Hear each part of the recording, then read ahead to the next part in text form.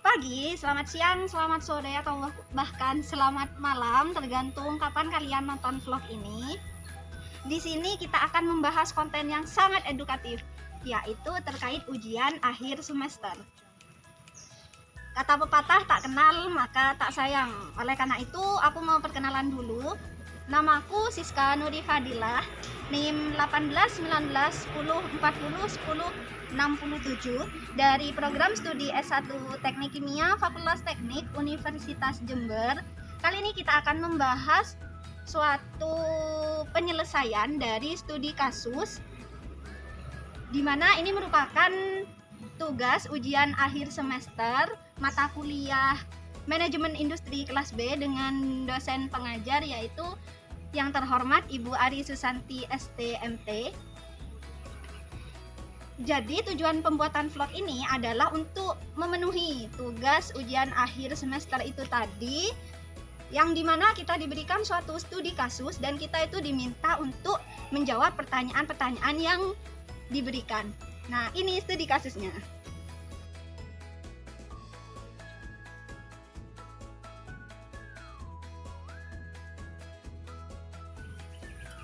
Soal yang pertama yaitu ini. Jadi terkait apa sih yang harus dilakukan oleh sang manajer puncak untuk mengatasi temuan-temuan yang ada. Nah, temuan yang pertama yaitu terjadi penurunan mutu atau kualitas produk, sehingga juga mempengaruhi penurunan dari pemasaran atau penjualan. Nah, maju tidaknya suatu perusahaan itu tergantung dari kualitas produk yang dihasilkan. Apabila terjadi stagnasi atau bahkan penurunan dari kualitas produk, maka perusahaan ini akan terbelakang di segala bidang. Setiap perusahaan selalu dituntut untuk menjadikan perusahaannya itu menuju persaingan bebas atau yang disebut dengan globalisasi. Nah, dari sini setiap perusahaan akan berlomba-lomba untuk meningkatkan mutu kualitas sumber daya dari organisasinya. Dalam upaya meningkatkan mutu atau kualitas produk yang dihasilkan oleh suatu perusahaan dapat menggunakan salah satu strategi, yaitu penerapan sistem manajemen mutu terpadu atau total quality management. Manajemen mutu terpadu ini merupakan salah satu strategi untuk meningkatkan kualitas produk yang dihasilkan oleh suatu perusahaan. Namun hal ini dipengaruhi oleh beberapa faktor yang simultan, yaitu seperti teknologi yang digunakan dalam proses produksi, lingkungan kerja, sarana prasarana yang memadai, dan juga sumber daya manusia yang kompeten di suatu perusahaan. Yang semuanya ini merupakan satu kesatuan yang dapat menghasilkan produk yang berkualitas sesuai yang diinginkan oleh perusahaan dan juga sesuai kebutuhan dari konsumen. Nah, berdasarkan hal inilah maka dapat kita simpulkan bahwa hal yang pertama yang harus dilakukan oleh manajer puncak untuk memperbaiki mutu atau kualitas produk yang dihasilkan yaitu melakukan suatu pengembangan sumber daya manusia yang ada, memperbaiki sarana prasarana atau melengkapinya, dan mengupgrade teknologi yang digunakan dalam proses menjadi teknologi yang lebih canggih dan lebih modern sesuai dengan perkembangan zaman. Dan yang terakhir yaitu menciptakan lingkungan kerja yang aman dan juga nyaman. Hal ini tentunya berkaitan dengan permasalahan atau temuan kedua yang ditemukan oleh sang manajer puncak, yaitu tingkat kinerja karyawan pabrik yang masih di bawah standar. Hal ini tentunya berkaitan dengan manajemen sumber daya manusia atau yang sering kita sebut dengan MSDM, di mana dalam manajemen sumber daya manusia, karyawan atau para pekerja ini merupakan aset yang sangat penting dalam menghasilkan suatu produk yang juga berkualitas.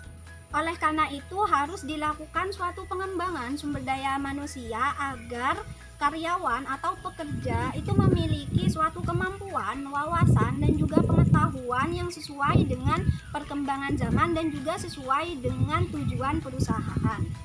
Pengembangan sumber daya manusia ini dapat dititik beratkan pada pendidikan dan juga pelatihan seperti kursus, magang, ataupun pelatihan-pelatihan yang lain. Nah, dapat disimpulkan bahwa hal yang harus dilakukan oleh manajer puncak untuk yang pertama kali untuk meningkatkan kualitas sumber daya manusia yaitu adalah melakukan suatu pelatihan, pendidikan ataupun kursus-kursus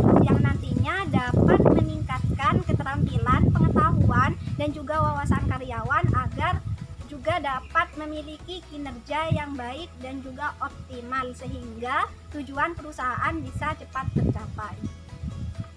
Temuan yang selanjutnya yaitu masalah penerangan pabrik yang masih di bawah standar. Hal ini tentunya berkaitan dengan sarana prasarana atau teknologi yang digunakan di perusahaan tersebut. Nah, hal yang pertama yang harus dilakukan oleh sang manajer puncak untuk memperbaiki temuan ini yaitu adalah dengan memperbaiki atau melengkapi sarana prasarana yang digunakan, yaitu terkait dengan pengadaan alat atau material sehingga dapat menunjang kinerja dari karyawan di suatu perusahaan. Sarana prasarana yang memadai dapat mempengaruhi atau meningkatkan kinerja karyawan yang semakin baik dan juga tidak terhambat sehingga tujuan dari perusahaan juga dapat dicapai secara optimal. Nah, permasalahan yang ketiga yaitu terkait sistem K3 yang kurang baik, yaitu terjadi kebisingan yang masih melebihi batas, banyak terjadi kecelakaan kerja namun tidak ada pencatatan yang terpadu dan juga banyak karyawan yang terinfeksi karena limbah yang dihasilkan oleh proses. Penerapan sistem K3 yang baik juga sangat penting untuk dilakukan karena terkait dengan kesehatan dan juga keselamatan kerja. Nah, hal yang pertama yang harus dilakukan oleh sang manajer puncak untuk memperbaiki temuan ini yaitu adalah dengan membudayakan sistem K3, mengganti atau mengupgrade teknologi proses yang digunakan ke teknologi yang lebih canggih, melakukan standarisasi, meningkatkan dan mengevaluasi kinerja manajer safety, membuat laporan keselamatan kerja atau kecelakaan kerja yang baik dan tersistematis, dan juga melakukan suatu pelatihan K3 yang baik dan benar sehingga karyawan mengetahui terkait prosedur-prosedur kerja yang baik. Nah, hal ini tentunya ada kaitannya dengan pengembangan SDM yang salah satunya yaitu untuk menurunkan tingkat kecelakaan kerja. Nah, untuk pertanyaan yang kedua yaitu apabila saya yang menjadi direktur utama, maka langkah yang akan saya lakukan untuk memperbaiki temuan ini yang pertama yaitu menggunakan struktural keorganisasian atau yang sering disebut dengan birokrasi, di mana sang direktur utama ini membawahi kepala bagian atau manajer. Nah, hal yang akan saya lakukan yaitu menganalisis akar permasalahannya terlebih dahulu. Ada dua kemungkinan. Kemungkinan yang pertama yaitu permasalahannya itu memang berasal dari kompetensi atau kinerja sang manajer itu sendiri. Apabila memang manajer yang kerjanya kurang baik atau bahkan kurang kompeten di bidangnya, maka reshuffle keorganisasian adalah solusinya. Namun untuk kemungkinan yang kedua yaitu permasalahan ini tidak berasal dari kinerja manajer atau di luar kinerja manajer, maka langkah yang harus dilakukan sama seperti dengan yang sudah saya jelaskan di nomor 1, karena terkait dalam suatu organisasi perusahaan terkait teknis seperti ini itu sudah dibagi tugas-tugasnya oleh kepala bagian atau manajer atau bahkan ke setiap kepala divisi. Nah, di sini tugas sang direktur utama hanyalah untuk mengawasi dan mengevaluasi kinerja dari kepala bagian atau bahkan dari kepala divisi itu sendiri. Pertanyaan yang ketiga yaitu terkait dengan K3 ergonomis. Nah, penerapan K3 ini penting untuk diterapkan di semua tempat kerja karena berkaitan dengan peningkatan kesehatan dan juga keselamatan kerja guna meningkatkan produktivitas kerja. Nah, prinsip ergonomis di dalam dunia kerja ini yaitu bertujuan untuk agar setiap pekerja atau karyawan dalam bekerja selalu berada dalam kondisi yang sehat, aman, dan juga produktif, sehingga dapat meningkatkan produktivitas kerja karyawan yang didukung oleh lingkungan yang sehat dan juga aman tentunya. Nah, untuk mencapai tujuan ini maka perlu adanya suatu kemampuan, keinginan, dan juga kerjasama yang baik dari orang-orang yang ada di dalamnya. Nah, dari sudut pandang ergonomi, antara tuntutan tugas dan juga kapasitas kerja harus berada dalam garis keseimbangan agar tercipta performa kerja yang tinggi, atau dengan kata lain, tuntutan kerja ini tidak boleh terlalu rendah dan juga tidak boleh terlalu tinggi karena keduanya dapat menimbulkan stres. Penerapan K3 ergonomis di setiap perusahaan itu bisa melalui beberapa cara. Yang pertama yaitu dalam setiap rapat operasional pemilihan, pembelian, dan pengadaan alat-alat operasi atau bahkan mesin itu harus melibatkan tenaga kesehatan dan keselamatan kerja, meningkatkan kesadaran dalam penggunaan APD dan menerapkan 5R di setiap bidang pekerjaan, peremajaan fasilitas K3, dan pengecekan dan perbaikan alat-alat operasi secara kontinu, penentuan jam kerja yang tidak boleh melebihi batas, memberikan pelatihan K3, memberikan pelayanan kesehatan yang terpadu yang paling baik apabila terjadi kecelakaan kerja, dan yang terakhir melakukan pengawasan dan follow up secara kontinu sehingga nantinya dapat dilakukan suatu evaluasi apa saja yang kurang atau bahkan perlu ditambahkan atau perlu diperbaiki. Pertanyaan yang terakhir yaitu terkait strategi marketing pengiklanan, di mana strategi marketing pengiklanan ini disesuaikan dengan era yang kita hadapi saat ini, yaitu bersama-sama kita menghadapi pandemi COVID-19, di mana tren pemasaran saat ini disesuaikan dengan era new normal ataupun next normal yang akan kita hadapi ke depan.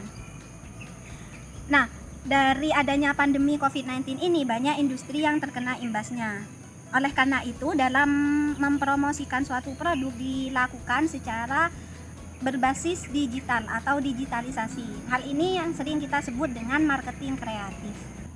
Hal ini mendorong atau mewajibkan suatu perusahaan untuk mengembangkan strategi pemasarannya melalui pemasaran secara online, tidak hanya secara offline, karena belanja secara online saat ini sudah banyak diminati oleh para konsumen karena dianggap lebih menguntungkan konsumen dan juga bisa lebih menguntungkan produsen karena dapat menjangkau pelanggan yang potensial secara lebih luas dan juga lebih mudah. Hal yang dapat dilakukan untuk strategi marketing kreatif ini yaitu yang pertama dengan membuat website brand, di mana perusahaan dapat memanfaatkan ini untuk menjangkau konsumen secara lebih luas dan juga lebih mudah. Yang kedua yaitu memanfaatkan media sosial. Nah, media sosial ini sangat mempengaruhi seseorang untuk berbelanja secara online. Seperti yang kita tahu, sekarang media sosial yang semakin banyak yang lagi tren digunakan oleh orang yaitu ada seperti TikTok dan juga Instagram. Nah, yang terakhir yaitu dengan melakukan atau membuat vlog seperti saya sekarang ini, karena saat ini audio visual itu lebih banyak disukai oleh masyarakat karena tidak membosankan dan juga lebih mudah dipahami. Cukup sekian yang dapat aku sampaikan. Mohon maaf apabila terdapat kekurangan dan juga kesalahan. Semoga bermanfaat dan juga terima kasih saya sampaikan kepada dosen pengajar kami yaitu Ibu Ari Susanti SDMT. Terima kasih Bu sudah membimbing kami di mata kuliah manajemen industri kelas B selama 1 semester, dan juga terima kasih kepada para penonton yang sudah bersedia menonton vlog ini sampai akhir. Tetap jaga kesehatan dan semoga kita selalu dalam lindungan Allah Subhanahu wa taala, dan jangan lupa memakai masker. Terima kasih. Wassalamualaikum warahmatullahi wabarakatuh.